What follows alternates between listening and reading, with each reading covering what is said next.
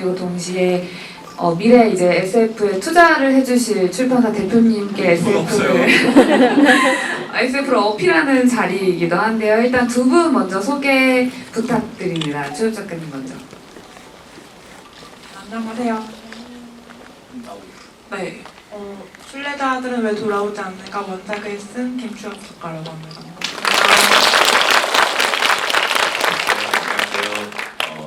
군체와 와일드싱을 뒤로 하고 순례자들은 왜 돌아오지 않는가를 선택해준 여러분 정말 감사드리고요. 저는 오늘 GV에 참석한 배우 박정민이라고 합니다. 반갑습니다.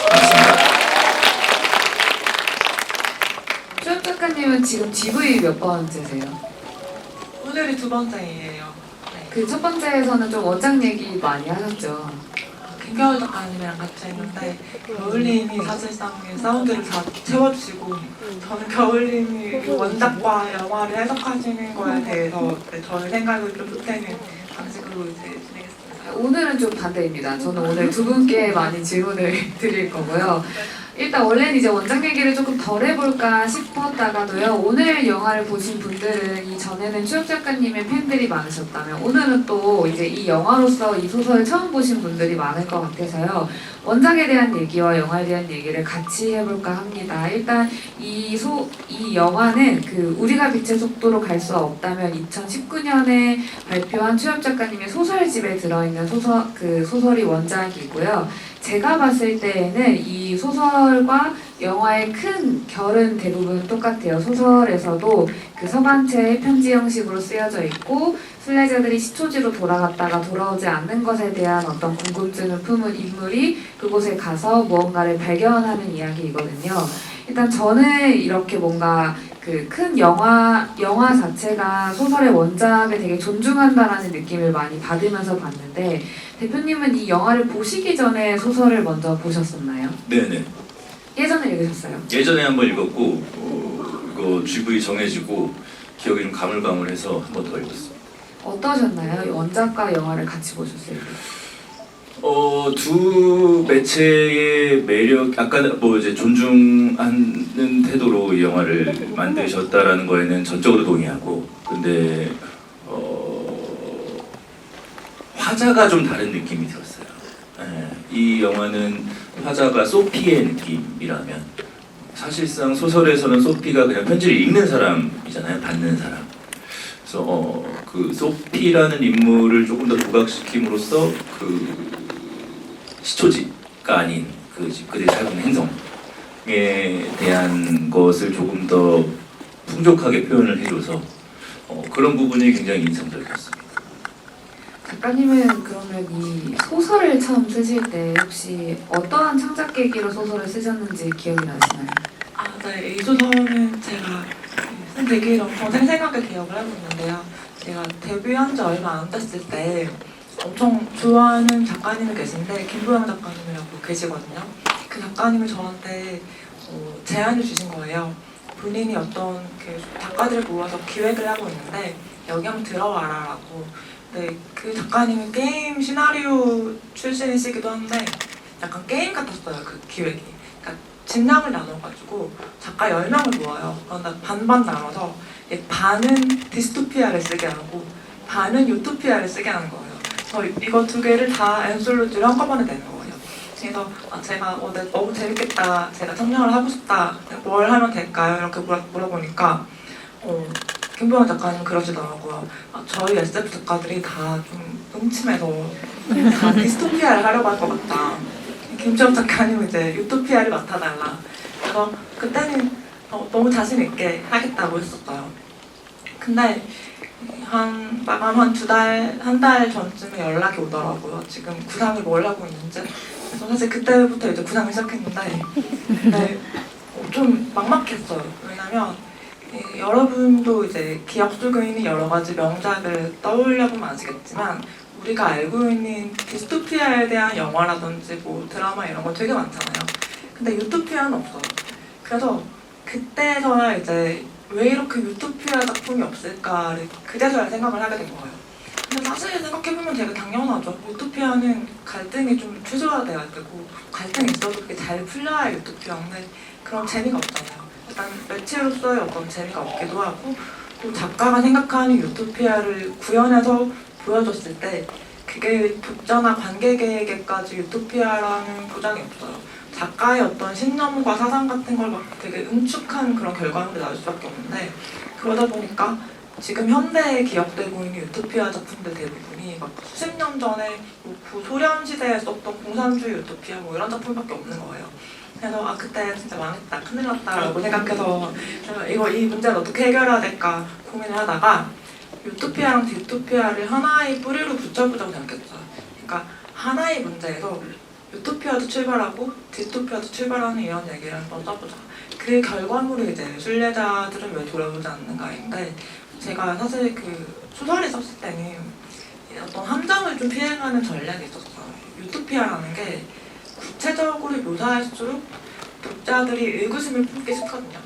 이게 구체적이고 이 시스템이나 여기 나오는 인물들이 막 생생할수록 아, 이게 진짜 유토피아 맞아라는 생각을 하게 된단 말이에요. 근데 이거는 소설의 구조나 어떤 형식이 그걸 좀 우회해갈 수 있게 돼 있잖아요.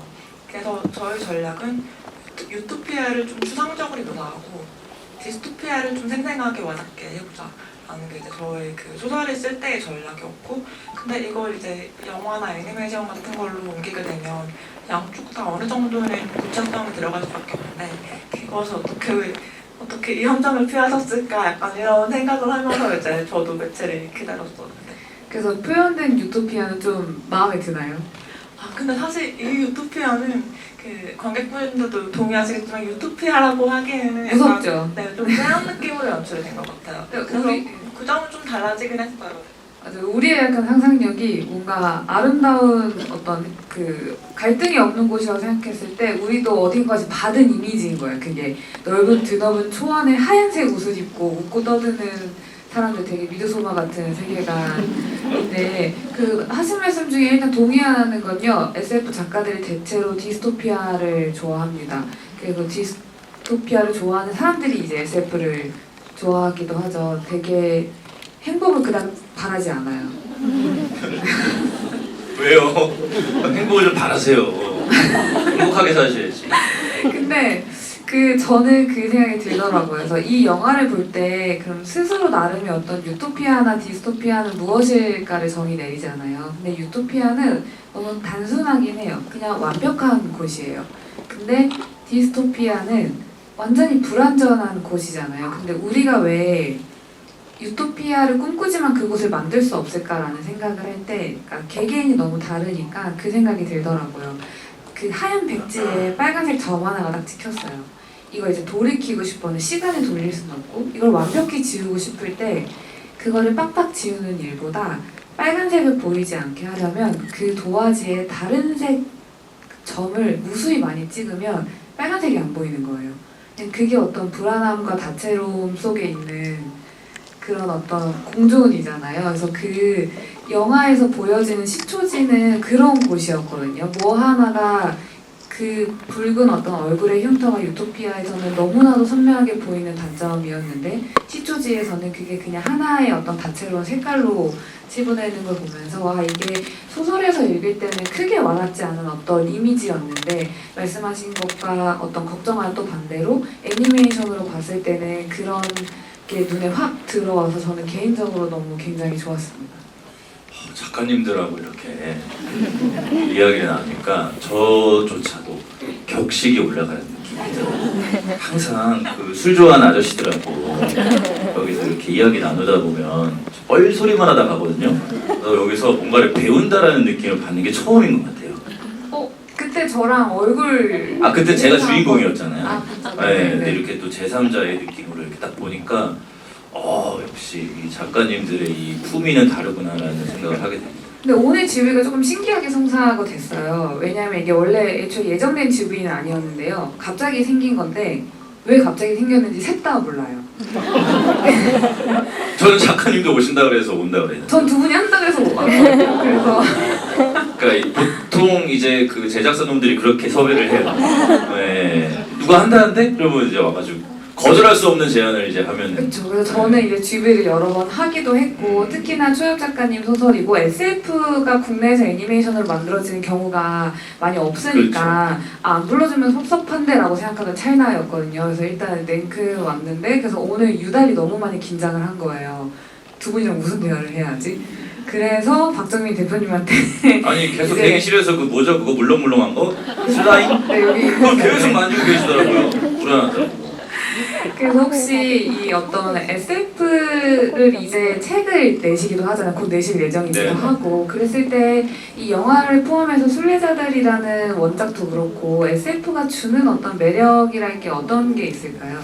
저는 SF가 주는 매력은 저에게는 명확해요. 이 시대에 우리가 이야기해야 되는 조금 아슬아슬한 지점들을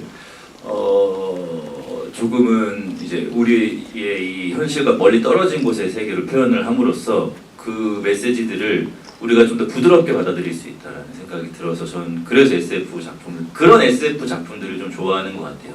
저는 이 순례자는 왜 돌아오지 않는가도 제 나름의 뭐 이제 작가님이 어떻게 이 작품으로 무엇을 이야기하고 싶으셨는지 제가 정확히 알 수 없지만 저는 이 사회에 만연한 과거부터 만연했던 그 분리주의에 대한 어떤 비판도 있을 것이고 유토피아 얘기하셨지만 사실상 유토피아라는 건 존재할 수가 없고 오히려 유토피아는 가까운 곳에 있을 수도 있다. 내가 조금 힘들더라도 사랑하는 사람과 있을 때 내가 놓고 싶지 않은 사람이 있을 때 오는 그 행복감이 가장 행복한 세계일 수 있다라는 지점. 그러니까 그런 것들을 특히나 오히려 SF 작품에서 그런 메시지들을 좀 자주 발견하는 것 같아요. 네, 그래서 SF를 보는 걸 좋아합니다. 저는 이번에 이제 순례자들 볼 때 이제 배우님이랑 비슷한 생각을 했었는데 SF가 사랑을 진짜 잘 얘기하거든요. 네. 근데 이게 되게 종족 간의 사랑일 때도 있고 그 우리 최근에 그 프로젝트 헤밀리만 봐도 또 외계인과의 우정인데 이것도 굉장히 큰 규모의 사랑이잖아요. 너무 신기한 거는 사랑을 못 쓰세요. 왜 갑자기 디스를 하세요? 저희가 이틀 전에 만났을 때 그 고민을 했거든요. 그렇죠. 이 세상은 헤테로의 어떤 멜로가 메이저가 맞는 것 같은데 우리는 어쩌면 그거를 정면으로 돌파를 못하는 사람들이라 좀 큰 규모의 사랑에 대한 이야기를 하는 것 같다 해서 제가 이 대화를 나누고 다시 순례자들이라는 영화랑 원작을 다시 읽었을 때 느꼈던 게 작가님이 이 모든 감정의 가장 핵심이 사랑이라고 썼는데 사랑이라고만 말하고 사랑을 하나도 표현을 하지 않은 거예요 소설에. 그래서 그녀도 역시나 모르고 있구나. 이제 조금 알 것 같나요? 이걸 쓸 때와 지금 다시 쓴다면 그 선택에 대한 어떤 절절한 사랑을 쓸 수 있을 것 같아요. 솔직히 말하면 제가 이 원작을 쓸 때부터 이 원작 소설이 결함이라고 생각했던 게 있는데 너무 사랑 중심주의 아닌가라는 생각을 좀 했었어요. 왜냐면 사랑이라는 게 사실 엄청나게 결이 다양하잖아요. 그러니까 내가 이 사람을 위해서 세상과 싸우고 싶어라는 사랑도 분명 있지만 그 현실의 사랑은 그것보다 좀 더 질척하고 우리 세상과 싸우지 말고 우리끼리 숨자 이런 사랑이 사실 좀 더 많은 것 같고 되게 다양한 결이 있는데 뭔가 되게 좀 그 중에서도 좀 멋진 종류의 사랑을 보여준 것 같다는 생각도 했었고 그리고 이 사랑의 형태를 조금 협소하게 그린 것 같다는 생각도 했었거든요. 근데 이제 영화에서는 그것을 좀 더 확장해서 보여주는 씬이 있잖아요. 그러니까 사랑이라는 게 단지 뭐 어떤 성애적인 감정뿐만 아니라 그냥 내 옆에 있는 어떤 존재, 심지어 인간이 아니어도 괜찮아요. 그 존재를 위해서 내가 살고자 하고 죽고자 하는 마음이면 이게 사랑일 수 있다. 이렇게 정의하는 어떤 씬이 있어서 그게 좀 되게 좋았던 것 같거든요. 그래서 사실 뭐 사랑이라는 걸 우리가 되게 협소하게 정의한다면 작가님과 저는 사랑 얘기를 그렇게 잘 못 쓰는 게 그렇지만 좀 더 폭넓은 범위로 정의한다면 그래도 다양한 형태의 사랑을 그려보려고 노력하고 있지 않나라고 생각했어요. 멜로 좀 써주세요. 멜로. SF 멜로. 아니 SF 멜로는 될 수 있죠. 뭐 예를 들면 상대방이 좀비라거나 네네. 그렇죠. 외계인이라거나 네, 네, 네, 로봇이거나 네, 네. 그런 건 이제 쓸 수 있죠. 그렇죠. 써주세요. 무제를 통해서. 네, 저희랑 같이. 괜찮은데요. 네. 왜 갑자기 멈췄어요? 왜 고장났어요? 멜로라는 단어가 최근에 저의 화두기도 했거든요. 아. 최근에도 이제 그 뒷자리에 태워줘라는 지휘를 하면서도 이제 사랑이 주는 어떤 거짓들, 그 미디어에서 저는 사실 작가님 동의하실지도 모르겠지만 문학만이 인간의 감정 중에 사랑을 좀 쓸모없는 것을 잘 치부하는 것 같거든요. 아, 문학에서는 더 중요한 감정이 외로움이나 고립, 자기 혐오나 우울 같이 좀 더 자기 집중되어 있는 이야기, 거기 어떤 로맨스라고 할 수 있는 사랑이라던가 혹은 나르시시즘이 가미되어 있는 것들도 있지만 문학은 사랑을 그렇게 드러내지 않는 느낌인데 애니메이션이나 영화나 다른 모든 이야기를 갖고 있는 다른 매체는 사랑이 늘 중심이 되는 거예요. 그러니까 중심주의적인 이야기로 변한다는 생각이 들어서 그래서 처음에 이제 예술레자들은 왜 돌아오지 않는가의 애니메이션을 보기 전에도 아 이게 자칫 잘못하면은 그저 사랑하는 사람을 위해서 떠난 인물의 이야기로 너무 잘 바뀔 수 있는 소재인 거예요. 그래서 혹시 어떤 이런 각색의 방향성에 대해서 감독님이랑 이야기를 나눠보신 적이 있나요? 저는 그 원작 판권을 팔고 나면 거의 그냥 아예 개입을 안 하거든요. 모든 걸 전적으로 다 맡기고 그래서 이제 그 결과물이랑 저를 분리해서 생각하기도 편하고 저는 그냥 제가 어떤 매체의 소비자로서 있을 때도 원작을 막 존중할 필요는 없다고 생각해요. 원작을 존중하는 건 뭐 제작자의 마음이지만 실제로 그 결과물을 만드는 건 어쨌든 책임이 제작자분이 지는 것이기 때문에 원작을 팔 때부터 원작자가 각오를 해야 된다고 생각해요. 근데 잔인한 게 있잖아요. 아니, 너무 무책임한 거 아니에요? 내 원작이 훼손될 수도 있는 건데 그냥 네가 돈 줬으니까 너는 내가 알아서 해 이거예요. 근데 원작이 안 돼. 아니 원작이 그 2차화 된 게 망하면 원작도 망하는 경우가 있잖아요. 그렇지. 그런 경우가 있어. 아니 그럼요. 대체로 그랬을걸요? 네, 원작이 좀 그러니까 도마 위에 오를 수 있는 거죠. 네, 그냥 굳이 그렇게 입방아에 오르지 않아도 되는 글이 그러면 또 노이즈 바이럴이 되잖아. 돈이 최고네요. 알겠습니다. 저는 그 각색 그 제안이 왔을 때 성별이 갑자기 바뀐다거나 뭐 주제 의식이 바뀌는 경우들이 있어서 이제 그때는 좀 거절을 하는 편인데 그럼 혹시 배우님도 뭐 최근에 영화들도 그렇고 원작이 있는 작품들이 올 때가 있잖아요. 그럼 원작을 꼭 읽어보세요? 아 요즘에는 원작 있는 작품들이 훨씬 많아요. 지금 영화, 드라마 이런 것들이 아시겠지만 그래서 웬만하면 읽어보는데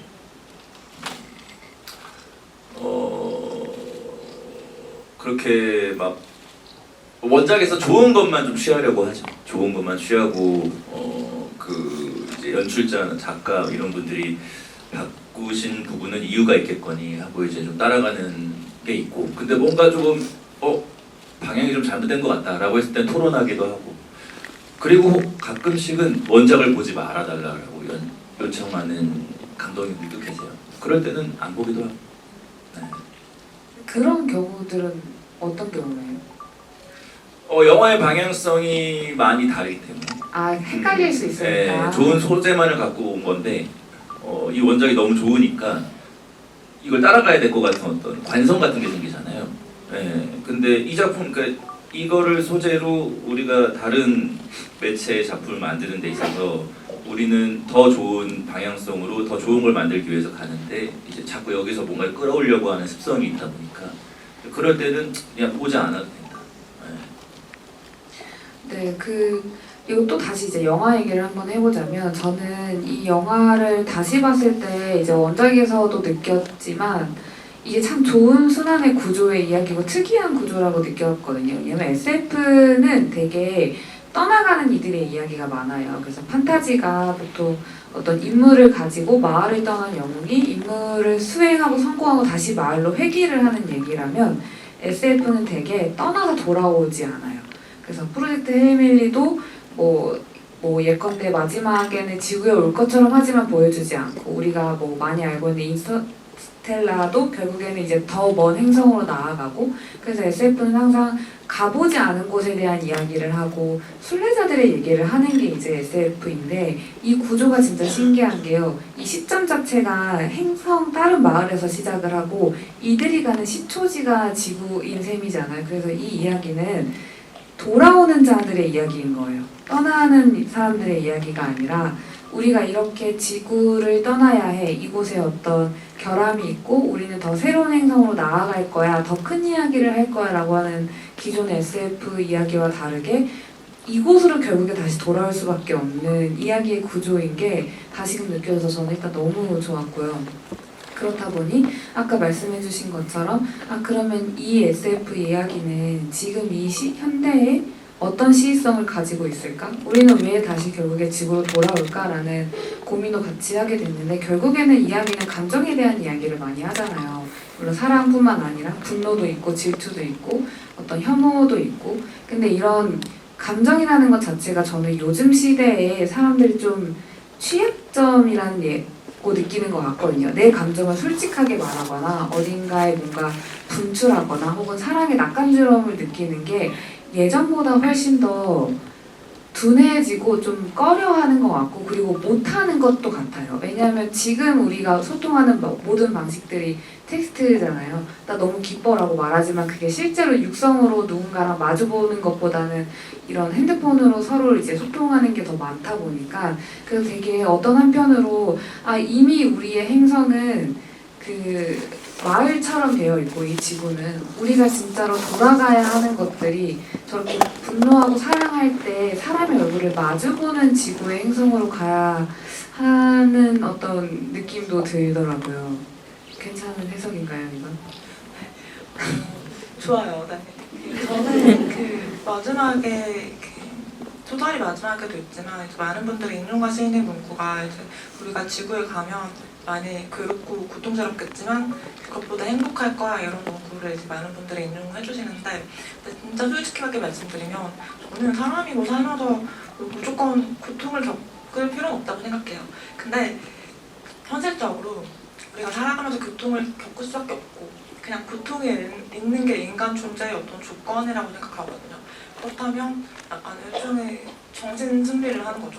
어차피 고통을 겪을 수밖에 없다면 이 고통의 의미를 어떻게 재해석할 것인가? 약간 그런 생각을 하면서 이야기를 했었던 것 같아요. 만약에 우리가 어떤 꿈꾸던 대로, 저도 예전에 소재로 썼던 것 중에 하나가 감정이 억제되는 세대에 대한 어떤 시기에 대한 얘기를 쓰는데, 그런 행성 마을 같은 게 정말 이루어지면 저는 딱 그 생각이 들었어요. 그러면 배우가 첫 번째로 사라지겠다.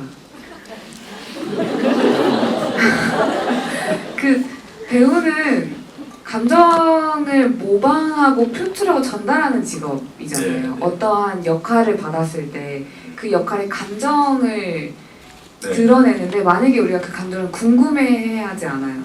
아무도. 그, 공감해하지 않고. 그러네요. 그러면은 제일 먼저 사라지는 직업이 될 수 있지 않을까요? 아니죠. 오히려 더 궁금해. 그러니까 뭔가 더 신기해할 수 있을 것 같아. 그 영화를 봐도 그 막 꼭대기에서 울고 있는 사람 보면서 막 저게 우리가 배웠던 슬픔이라는 건가 하면서 막 구경하잖아요. 그런 식으로 구경하지 않을까요? 구경만 해도 돼요? 돈은 좀 내고. 여기도 자본이 역시. 아니 근데 저는 사실 이거 소설 보고도 그렇고 영화 보고도 그렇지만 저는 고통이라는 거에 대한 거에 굉장히 취약하거든요. 고통을 참는 걸 정말 힘들어해요. 그래서 웬만하면 고통이 오지 않는 상황을 세팅해 놓으려고 노력을 많이 하는데, 그래서 제가 만약에 저 행성에 있다가 성인이 돼서 순례길에 가야 된다. 그러면 지구에 내리자마자 다 바로 돌아가. 너무 더울 것 같아요. 이 너무 순례자는 왜 이렇게 빨리 왔는가? 네. 왜 이렇게 빨리 왔지? 한답을 주면서 아니 왜 이렇게 빨리 오셨어요? 같이 춤추고 있고. 그 장면이 너무 기괴하긴 해요. 네. 기괴하지 않아요, 여러분? 같이 춤추고 있는 장면. 이 미드소마를 많이 보셨겠지만 그 여파인지는 몰라도 이게 우리의 표정이 다른 이유와 감정이 다른 이유는 어쩌면 그런 공포에서부터 벗어나기 위한 노력일지도 모른다는 생각이 드는 거여서 문득 우리가 왜 어떤 영화나 연극을 볼 때 하나의 감정을 느끼는 순간들이 있잖아요. 완벽하진 않겠지만 근데 그때 그 공간이 문득 기괴할 것 같다는 생각이 들었거든요. 모두가 다 같이 웃고 있고 다 한꺼번에 울고 있고 그러네요. 를 봤을 때 심정도 비슷한가요? 저한테 물어보시는 거예요? 네네 무대에서 아니요. 그렇지 않아요. 무대에서는 좋죠. 그 어떤 배우의 의도에 따라서 관객들이 하나의 감정을 느껴준다라는 게 굉장히 좋은데 생각해보니까 제3자가 밖에서 쳐다보고 있으면 좀 기괴할 것 같기는 해요. 그렇게 생각 못 해봤는데 그러네요. 정말 개인적인 궁금함인데요. 네. 무대에서 표정이 보이나요? 관객들의 관객석에는? 표정이 보이죠. 너무 잘 보여서 집중이 깨질 때도 있어요. 내 의도대로 움직여주 이제 따라와주지 않을 때 오는 그 당혹감은 여러분 그런 꿈 안 꾸시나요? 대사를 하나도 못 외우고 무대에 오르는 꿈 같은 거 꿔본 적 없어요? 대체로 안 꾸지 않아요? 아니면 공부를 하나도 안 하고 수능 시험을 보는 꿈이라든지 대충 그런 거 뭔지 아시죠? 그러니까 약간 그런 비슷한 유의 감정. 내가 뭘 했는데 싸하다 그러면은 그 순간부터 한 5분 동안 내가 뭘 잘못했는가에 대해서 계속 복귀하다가 그 공연을 망할 때 있죠. 그런 종류의 꿈을 꿔보신 적 있어요, 작가님? 저는 그 강연 안 가서 다들 수백 명이 저를 기다리는 꿈 이런 거는 본 적이 있는데 그냥 무책임 게으른 것 같은데요. 좀 최근에 그게 현실이 됐잖아요. 안 봤어요? 강연을? 그때 기차 사고로 이제 상위선, 하위선이 다 정지가 됐던 저기 사고 날에, 있었던 네네. 날. 그날 제가 딱 천안에 강연을 가야 됐었는데 막혀갖고 처음으로 택시 타고 천안을 가봤어요. 30분을 늦었는데요. 들어서면서 마이크를 들고 이제 인사하면서 이제 강연을 했던 그 끔찍했던 기억이 있어요. 뭐야? 죄송해요. 제가 사회를 좀 대답만 하다가 사회를 보려고 하니까 매끄럽진 않은데 그 영화와 SF 얘기를 좀 더 해보고 싶은 것 중에 하나 그리고 그 SF가 요즘에 해외에 되게 많이 나가고 한국 SF가 이제 조금씩 뭔가 각광받기 시작하면서 영화도 이제 나오기도 하는데요. 이 뭐랄까 아직까지 그 작가님이 느끼시는 SF 우리의 소설들이 영화나 애니메이션이 됐을 때 느끼는 좋은 감정이랄까 이번에 어떤 기분이셨을지 본인의 영화를 봤을 때. 일단 좀 좋았던 게 그 원래 이 애니메이션이 제가 처음에 기획을 들었을 때는 극장 개봉을 전혀 목표로 하지 않고 훨씬 짧은 분량이었고 그리고 OTT 이런 걸로 들어갈 거다라고 얘기를 들어서 처음에도 그런 줄 알았어요. 제가 초반에 들었을 때는 거의 20분 분량? 30분 분량이 엄청 짧은 애니메이션이라고 생각했기 때문에 사실 이렇게 극장에서 보는 그런 경험을 생각도 안 해봤는데 막상 해보니까 좀 재밌더라고요. 성한 작가님이 기괴하다라고 하시긴 했지만 뭔가 어쨌든 그건 창작자로서의 어떤 욕심이기도 하잖아요. 어떤 순간과 어떤 장면에 이 사람들이 다 내가 의도한 대로 느꼈으면 좋겠다. 근데 사실 좀 실패하죠, 대부분. 사실 극장이든 연극을 하든 그 순간에 모두가 다 똑같은 감정을 느끼지 않을 거예요. 근데 어쨌든 뭔가 그것이 의도된 어떤 공간 안에 있다는 게 좀 재미있었고 극장에서 뭔가 저희 원작으로 한 어떤 매체가 상영되는 걸 보는 그 경험 자체가 되게 좋았던 것 같아요. 나중에 한 번 더 이제 상영관에서 영화 상영할 때 끊고 몰래 들어가서요 관객들 얼굴을 봐요.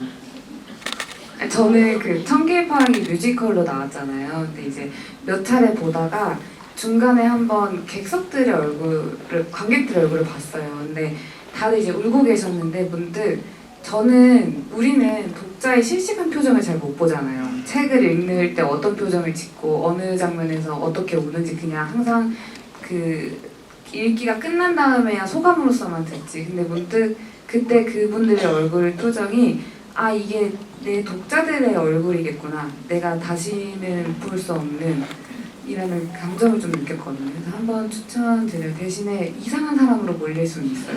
그걸 보고 있어요. 혼자 네. 앞에 보고 있는데. 네. 그런 경험들이 좀 있고 또 대표님도 이제 뭔가 책을 출간하시면서 SF에도 관심이 많이 있으시죠? 네. 관심 많습니다. 그 처음에 들었던 것과 좀 비슷하긴 한데 그 한국 SF만의 좀 특징적인 느낌이 있으신가요? 왜냐면 저희가 최근에 같이 팟캐스트 녹음할 때 네. 그 어떤 로봇에 대한 이야기를 하면서 해외 SF에 대한 거는 워낙에 이제 어렸을 때부터 많이 보셨을 테니까 근데 요즘에 이제 나오는 한국 문학들이나 한국 SF에 대한 특징이 좀 다른 게 있다고 느껴지시나요? 뭐 제가 SF의 조예가 깊은 수준의 독자는 아니어서 뭐 차이가 뭔지 잘 모르겠으나 보통 제가 읽는 한국 SF 소설은 우선은 김수혁 작가님, 천선라 작가님을 비롯해서 청해 작가님, 요즘에 SF로 이제 각광받는 젊은 작가님들의 소설을 많이 읽는데 뭐랄까요, 조금 더 제 느낌에는 인간적이라는 느낌을 많이 받아요. 예, 감정에 대해서 조금 더 깊이 들어가는 듯한.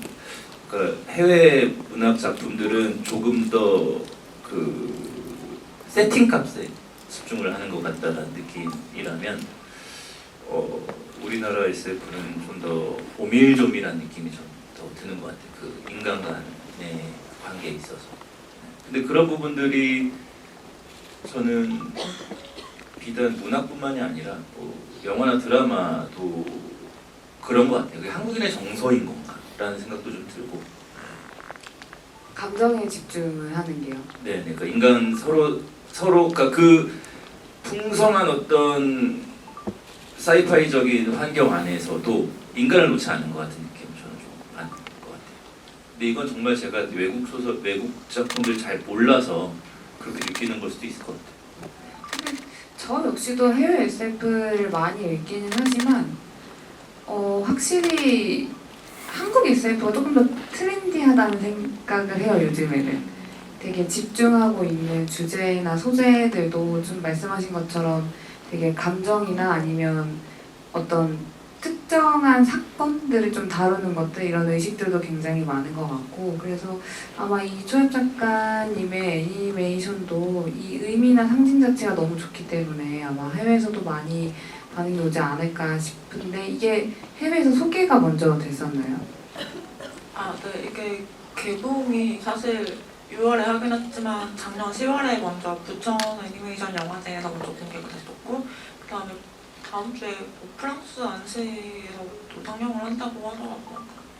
저는 이 소설 좋았던 게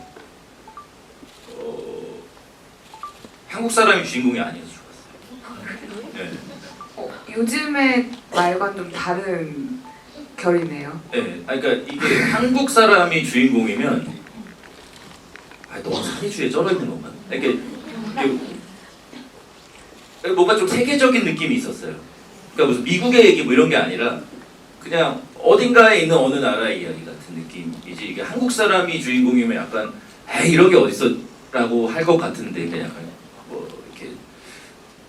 이렇게 1차원적인 거부감 같은 것들이 있었을 것 같은데 이게 이름이 그냥 통용되는 이름들이잖아요. 이 이름은 미국에도 있고 스페인에도 있고 이탈리아에도 있고 있는 이름들이고 그러다 보니까 조금 더 범주가 넓어지는 느낌이라 좋았고 이거는 말마따나 미국에서 영화를 만들어도 이상하지 않겠다라는 생각도 들고.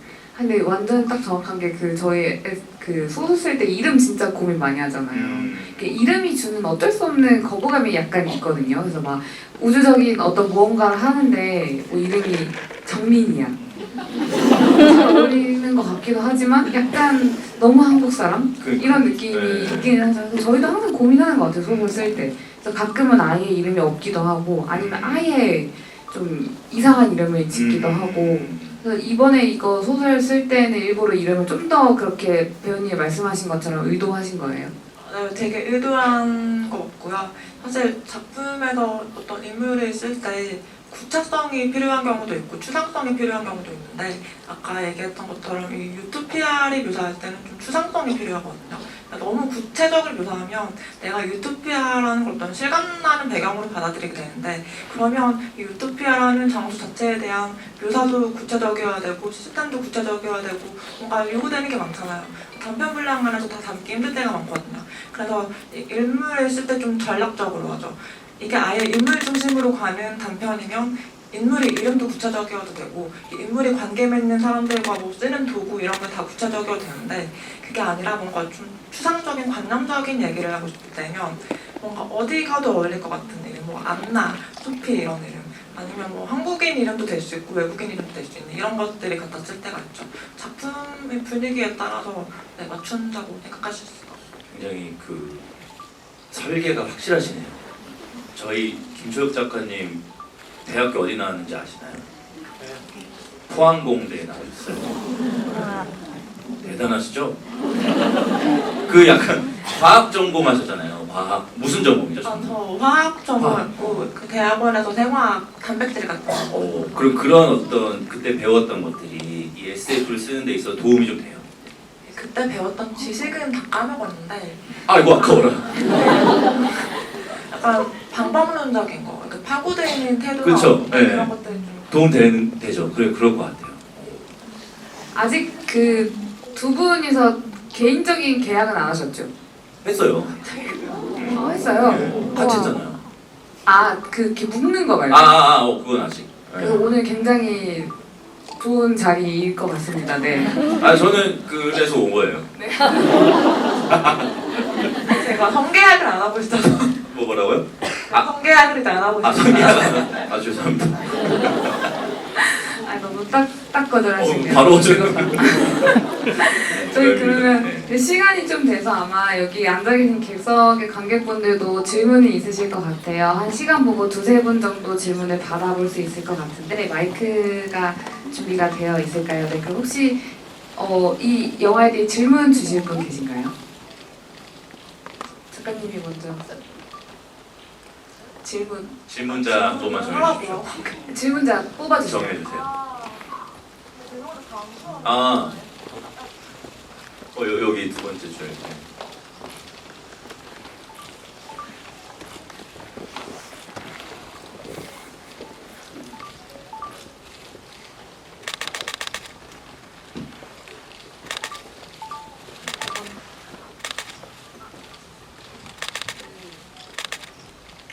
정리가 안 돼서 좀 보고 읽을게요. 소피가 이제 순례를 안 떠났는데도 결함이나 뭔가 이제 사랑 같은 걸 깨달았잖아요. 그래서 이제 데이지는 순례를 떠나서 지구에서 그것을 깨달았는데 서로 다른 공간에서 이제 같은 성장을 이뤄낸 거라고 생각을 했거든요. 영화를 보면서. 근데 이제 데이지가 마주한 감정이 소피의 깨달음이랑 뭔가 완전히 달랐다고 생각을 하면 끝내 사랑을 못 깨닫지 못했을 것 같은데 혹시 그랬다면 이 세계관이 어떻게 바뀌었을 것 같은지 혹시 생각해 본 적이 있으실까 해서 질문 드리겠습니다. 한 번도 생각 안 해봤어요. 그 원작이랑 좀 달라진 부분이긴 하거든요. 그래서 그 원작이랑 가장 달라진 부분 중 하나가 소피라는 어떤 캐릭터가 좀 확실해지고, 그러니까 원래는 소피나 데이지가 서로의 말을 거는 어떤 존재로만 있다가 여기서 이제 감정과 얼굴과 캐릭터가 생겼어요. 그래서 아마 너무 어려운지. 이게 왜 질문이 어렵냐면요. 보통 결말을 짓고 나면 그닥 생각을 안 해요. 그 소설에 대해서. 그래서 저도 이제 종종 이제 북토크 갔을 때 이렇게 됐으면 어떻게 될 것 같았어요? 아니면 다른 결말 생각해 본 적 있으신가요? 라고 하면 없는데요. 또 있을까요, 질문이? 질문은 아니고 네. 아까 그 유토피아 얘기하셨는데 사실 저는 개조인의 삶이 유토피아라고 생각을 안 하고 약간 마을이 좀 더 유토피아에 가깝지 않나 생각을 조금 했어서. 네. 원래 유토피아로 의도된 게 마을이 맞아요. 그러니까 제가 처음에 원작을 썼을 때 마을이 유토피아고 그렇기 때문에 좀 추상적으로 묘사를 했었거든요, 원작에서는. 그리고 디스토피아는 우리가 알고 있는 구체적인 디스토피아 모습들이 많잖아요. 그래서 사실 단편 분량 안에서도 독자들이 충분히 자신 있는 상상력으로 이 디토피아를 구체적으로 그릴 수 있을 거다라고 생각했었어요. 너무 감사합니다. 한 분 더 질문을 받아볼까 하는데 이번에는 대표님이 여기 네 번째 조대 계세요. 안녕하세요. 그 원작에서 보면 릴리가 신인류를 만든 게 서로 밟지 않고 미워하지 않고 그러기 위해서 만들었다고 했는데 근데 왜 릴리는 그런 행성에서 신인류를 만들어 놓고 감정을 배우러 또 지구에 가라고 하고 그런 사람들이 또 가가지고 안 돌아오잖아요. 그런 거 보면은 왜 굳이 릴리는 완벽하게 유토피아처럼 만들어놓고 네, 이해했어요. 그래서 제가 설명을 걔가 왜 그랬냐라는 거죠. 어떻게 되냐면 릴리가 있고 릴리 후세대가 올리브예요. 그리고 올리브의 후세대가 또 수피랑 대립인 거거든요. 그러니까 원래 3세대에 걸쳐서 전개되는 얘기를 영화에서는 2세대로 압축이 된 건데 근데 원래는 그 원작에서의 구성은 릴리가 유토피아를 만들어 놓고 그때까지는 순례에 관심이 없었어요. 근데 나중에 올리브가 이 유토피아의 진실을 알게 되고 이 유토피아라는 게 사실은 지구의 어떤 디토피아를 외면한 상태에서 우리가 유지되는 거구나라는 걸 깨달은 다음에 지구를 직면하게 만드는 그런 관습을 만든 거예요. 그러니까 이제 이 원작에서는 릴리가 이 유토피아의 어떤 신뢰 관심을 받는 게 아니라 올리브가 먼저 혼자서 지구에 가서 그 지구가 어떻게 이렇게 되었는지를 본 다음에 거기에 대한 어떤 책임을 지기 위해서 신뢰를 만든 거죠. 그런 답이 되셨을까요? 네, 그럼 이번에는 제가 한 분 더 질문을 받아보도록 하겠습니다. 저기 뒤에 양파를 번쩍 들고 계시는데 네, 저는 박정민 배우님 보러 왔고요. 그 순례자들이 돌아오지 않는 이유가 사랑에 빠져서라고 했잖아요. 근데 그 박정민 배우님이 생각하시는 그 진정한 사랑은 뭐라고 생각하시는지 좀 궁금해가지고. 너무 철학적인 질문. 1시간 드리겠습니다. 그런 생각합니다. 아까도 뭐 잠깐 나왔던 얘기지만 유토피아라는 것은 있을 수가 없고 우리는 모두 안정된 어떤 상태를 가장 갈구하는 것 같아요. 살다 보면 그러니까 너무 험난한 파도 안에서 살잖아요. 인간의 삶이라는 건 늘 굴곡이 져 있는 거니까. 그 순간에 이렇게 그 순간에도 함께 있으면 내가 안정감을 느끼는 어떤 사람이 있거나 어떤 집단이 있다고 생각하거든요. 제가 요즘 그걸 느끼는 게 이제 뭐 저에게는 가족이고 뭐 제 친구들하고 함께 있는 단 몇 시간이라도 그 시간만큼은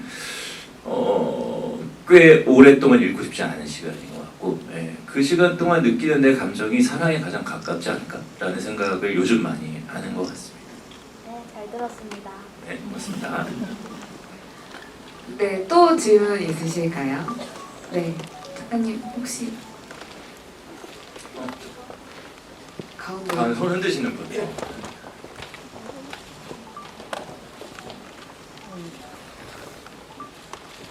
안녕하세요. 저는 원작 팬인데요.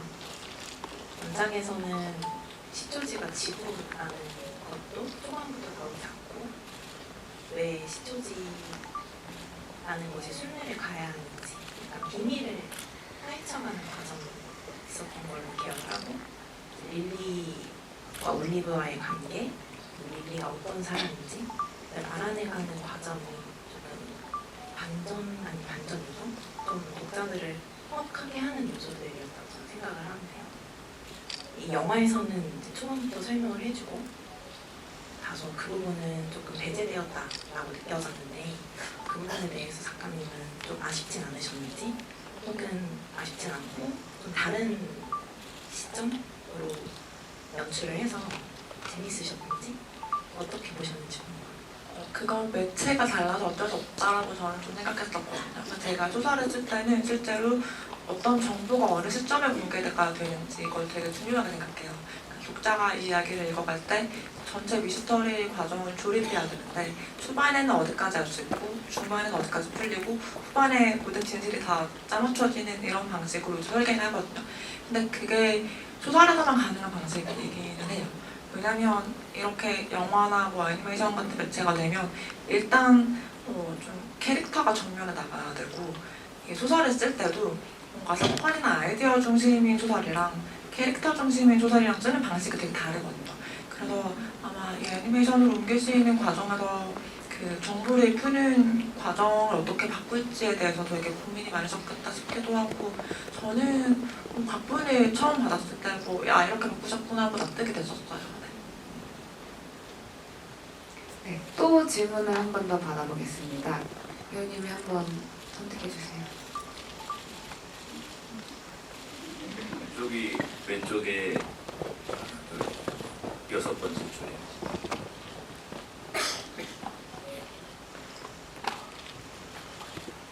네, 저 원작 관련해서 한번 묻고 싶은데요. 그 원작의 마지막에 우리는 그곳에서 괴로울 거야. 하지만 그보다 많이 행복할 거야. 라는 그 구절을 많은 사람들이 공감을 하고 또 저 역시도 주변 친구들한테 원작을 좀 추천을 했을 때 가장 많이 감동을 받았다는 구절이 그 부분이었거든요. 그래서 저도 그 부분에서 되게 울컥하고 좀 이상한 감정을 느꼈는데 왜 이런 감정이 드는 건지 그렇게 들게 만든 작가님은 그 구절을 쓰실 때 어떤 생각을 하셨는지 좀 궁금합니다. 우리가 SF나 판타지를 읽으면 인물들이 막 떠나잖아요. 아까 설현 작가님 말한 것처럼 되게 뭐 그렇게 좋은 세계가 아니지만 나를 놔두고 간다는 느낌을 좀 받지 않나요? 뭔가 나는 여기 남아있는데 혼자서 막 모험을 떠나버리고 좋은 세계로 가버리고 근데 그게 다 재밌긴 하지만 뭔가 덮고 났을 때 내가 이 이야기를 읽는 동안은 현실 도피를 할 수 있었고 이야기 속에 푹 빠질 수 있었는데 나만 남겨진 것 같은 거예요.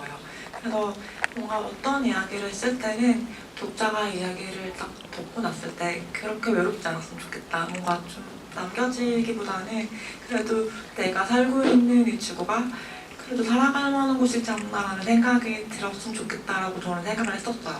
그래서 이 이야기를 쓸 때도 이야기가 이제 순례를 지구에 보내고 유토피아로 다시 돌아오는 사람들이 있는 그런 얘기인데 근데 이 이야기를 읽는 우리는 지구에 살고 있잖아요. 우리 유토피아에 가고 싶어도 갈 수가 없어요. 그러면 쓰는 나와 독자를 위해서도 누군가는 지구로 왔으면 좋겠다는 어떤 무의식적인 갈망이 좀 반영이 됐던 것 같고요. 사실 그거 이런 이야기를 읽는 독자님들도 마찬가지겠죠. 그래서 어떤 그런 정서적인 분명이 있지 않았을까라고 생각합니다. 진짜 그런 생각을 하고 쓰세요? 근데 이게 약간 쓸 때는 잘 무의식 중에 있고 이제 복귀해 보니까 네, 다 쓰고 나서 이제 정리를 하기도 하고 뭐 나중에 사후적으로 좀 갖다 붙이기도 합니다. 너무 멋진 답변인데. 이 답변이 감동을 배로 만들어요, 네. 지금. 와. 네. 아직 시간이 좀 더 남아서 제가 몇 분 더 한번 할게요. 지금 딱 저 가운데 손 들어주신 하얀색 옷 입으신 네.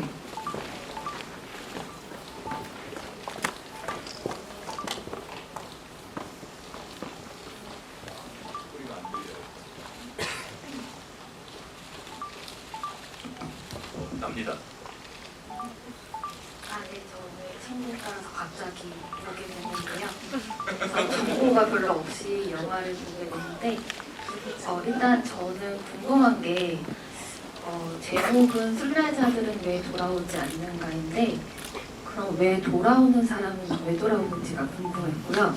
일단 르데라는 인물이 굉장히 똑똑하고 과학을 되게 잘하는 인물인데 결국에는 그 유토피아의 마을이라는 곳이 다 릴레의 복제품인 것 같고 그리고 이제 지구에 갔다가 올 만큼 엄청나게 과학이 발달한 곳인 것 같아요. 근데 왜 돌아오는 사람들이 있는지, 그리고 왜 또 가지 않는지, 그 사람들은 그럼 지구에 갔다가 돌아오는데 그럼 인간이 느끼는 다양한 감정을 다시 잃어버리게 되는 건지, 약간 이런 점이 좀 궁금했어요. 제가 이 이야기를 쓸 때 저 자신에게 물어봤던 건 나라면 지구에 남을 것인가? 라는 질문을 했었거든요. 솔직히 말하면 저는 지구에 안 남을 수도 있을 것 같아요. 그래서 제가 이런 얘기를 쓸 때 항상 어떤 인물들이 저보다 좀 더 앞서 나가고 행동을 많이 하고 좀 더 급진적인 그런 캐릭터들인 경우가 많은데, 저 본인은 항상 한 발짝 뒤로 물러나서 나라면 그런 선택 안 할 것 같은데 이런 캐릭터들 주로 쓰거든요. 근데 유토피아가 있고 디스토피아가 있으면 사실 대부분의 사람들이 그냥 유토피아에 남고 싶을 거라고 저는 생각해요. 왜냐면 영화만 보셨으면 좀 생각이 다르실 수도 있겠지만 어쨌든 제가 그린 그 마을은 그렇게 막 격동적인 그런 감정이 없어도 어쨌든 행복한 곳이었고, 서로가 서로에게 갖고 있는 어떤 결함들을 결함으로 보지 않는 곳이었기 때문에 그 안에 있을 땐 분명 행복하겠죠. 그래서 돌아오는 것이 기본인데 왜 어떤 사람들은 기본이 아닌 선택을 하는가, 이게 이제 이야기의 질문이었던 거죠. 다 배우님 같은 사람 아니었을까요? 힘든 게 너무 싫은 사람. 네.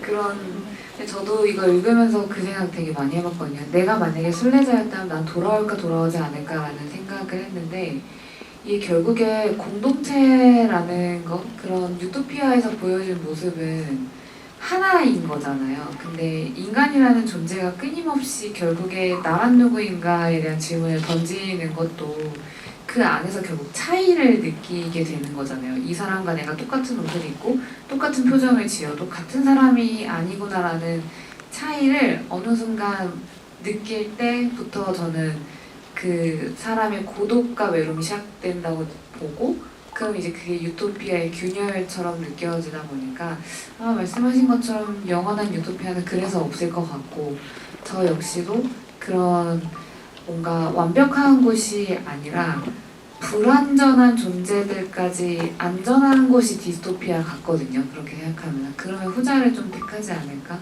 하는 생각이 듭니다. 네. 그럼 저는 그래서 저기 뭐야, 무슨 도서관 뒤에서 울고 있는 남자 있잖아요. 그 원작에서. 네. 그 사람이 이 소설에서 가장 비극적인 인물이라고 저는 그래서 생각을 합니다. 그 모든 걸 다 알고도 이곳에 왔는데 너무 외로울 것 같고 공감해주는 사람이 없잖아요. 그러니까 위로받을 구석이 하나도 없다라는 것이 너무 비극적이더라고요.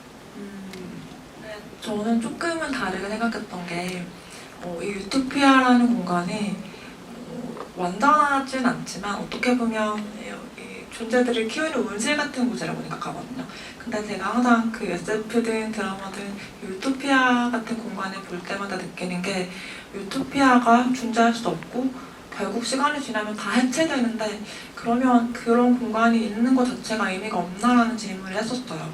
근데 그렇지 않은 것 같아요. 왜냐면 우리가 살면서 한 번쯤은 그런 편안한 공동체에 속해 있을 때가 있잖아요. 그냥 내가 나로 받아들여지는 그런 곳에 있을 때가 있잖아요. 그러면 그게 완전하지 않고 영원하지 않다는 걸 알아도 그 환생의 경험을 기억하는 거예요, 내가.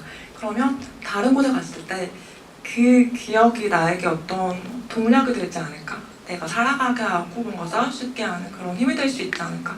그렇다면 이 유토피아를 유지하는 사람들도 필요한 거죠. 그렇다고 합니다. 저희 시간상 마지막 한 분의 질문을 받고 끝내볼 건데, 작가님이 마지막 한 분만 딱 정해주시면 감사하겠습니다.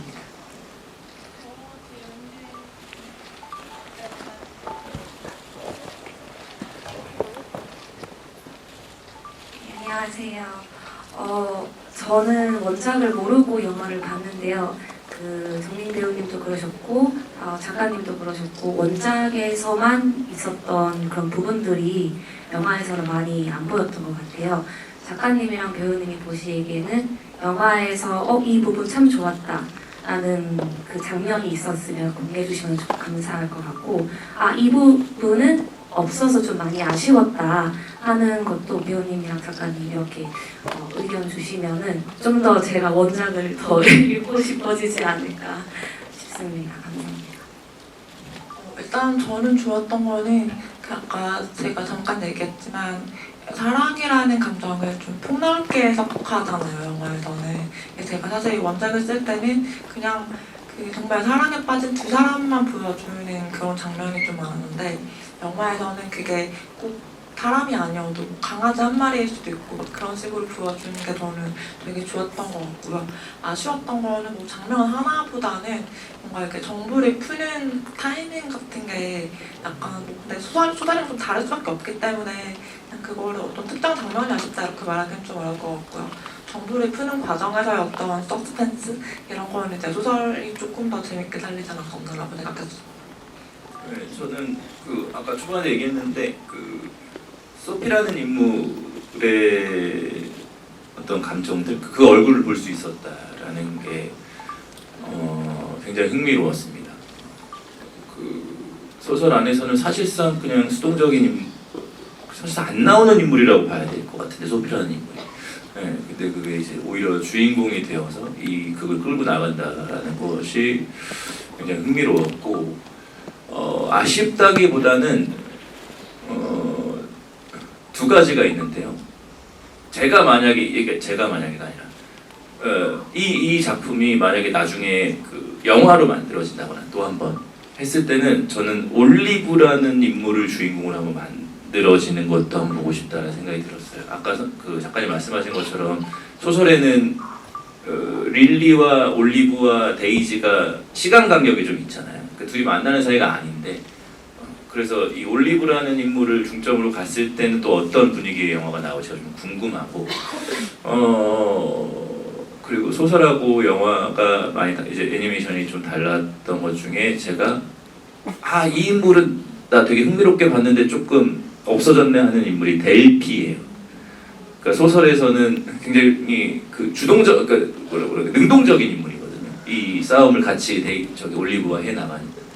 근데 여기서는 이제 말이 없이 그 피아노를 연주하는 인물로 좀 축소가 됐잖아요. 그래서 저는 사실 그 데이지 처음에 그 무슨 메트로 카페인가 뭐 거기 갔을 때 그 아저씨들한테 두드려 맞는데 갑자기 여자가 나타나잖아요.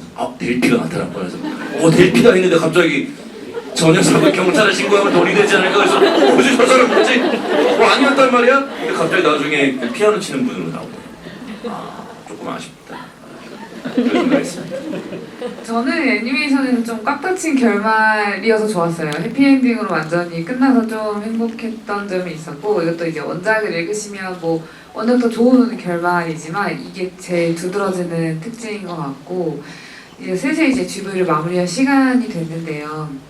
제가 오늘 저희가 감정에 대한 얘기 되게 많이 했잖아요. 그래서 유토피아란 무엇일까라고 했을 때 결국에는 그런 우리가 공동체적에 안전한 곳에 속할 때, 그러니까 우리가 같이 편안해할 때를 우리는 유토피아라고 느끼는데, 그러면은 우리는 어떤 삶의 어떤 순간을 유토피아로 느꼈길래 우리가 유토피아를 꿈꾸기 시작했을까를 계속 생각을 해봤거든요. 근데 모순적이지만 그 약간 제가 기괴하다고 말하긴 했지만 어떠한 작품을 함께 볼 때, 영화나 어떤 이야기를 우리가 볼 때 그곳에서 전해주는 감정의 결을 따라가게 되잖아요. 그러면 그 공간 안에서는 우리는 안정적으로 다 같은 감정을 갖게 되는 거예요. 그래서 우리가 끊임없이 인간들이 어떤 이야기를 만들고 그거를 보고 함께 이야기를 나누는 게, 그게 우리 삶에 되게 작게 생겨나는 유토피아 같다는 느낌이 꽤 들더라고요. 그래서 오늘도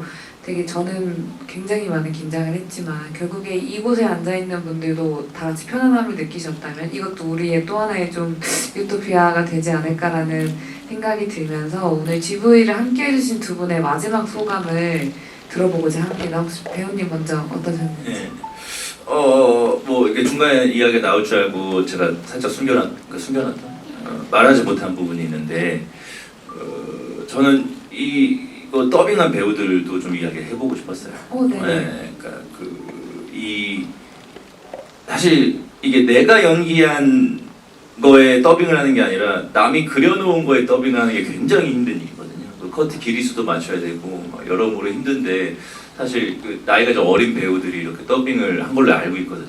그래서 이게 많이 어려웠을 텐데 참 고생이 많았고 또 책임감 있게 여러 가지 활동들을 하는 걸 조금 알려드리고 싶었고, 그래서 여러분들 뭐 이렇게 주변에다 이런 좋은 배우들이 이 영화에 참여했다라는 소식과 함께 이 재밌는 애니메이션을 많은 분들께 좀 소개를 좀 해주셨으면 좋겠습니다. 그리고 평일날 늦은 저녁에 이렇게 극장을 꽉 채워주셔서 너무너무 감사드리고요.